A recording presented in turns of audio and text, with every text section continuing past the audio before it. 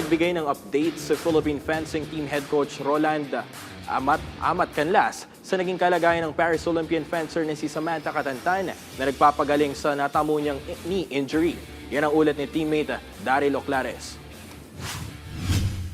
Matapos ang kanyang makasaysayang debut noong 2024 Paris Olympics, hindi pa nakatapak ulit sa strip ang Filipina Olympic fencer na si Samantha Catantan. Ito ay dahil muli siyang nagtamo ng anterior cruciate ligament o ACL tear na naging dahilan para sumailalim siya sa isang surgery. Ilang buwan matapos ang operasyon, patuloy na nagpapagaling si Catantan sa tulong na rin ng Penn State University kung saan din siya nag-aaral para sa kanyang master's degree sa kursong accounting. Sa naging panayam ng PTV Sports kay Philippine Fencing Team Head Coach Rolando Amat Canlas, sinabi niyang maganda na ang kondisyon ni Catantan pero hindi pa siya agad-agad pwedeng makabalik sa kompetisyon.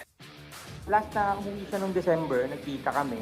Okay na, normal na siya eh. Kumbaga nakakalakad siya pero hindi pa siya nagsi-training. Well, pag yung fencing talaga na training, hindi pa. So, wala pa siyang clearance. Pero start ng January, nag-start na siya mag-training sa Penn State. Pero ang clearance niya, mabibigyan siya ng clearance after July. So August talaga siya makaka-start ng yung full blast sa 100% na training and competition.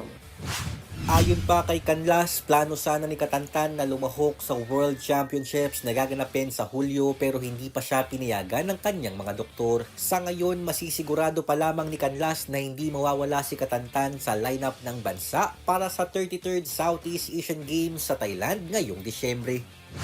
Kaya talagang para siguradong 100% yung healing ng injury niya at talagang hindi na bumalik. So talaga sinigurado rin ng doktor niya na 1 taon talaga yung rest.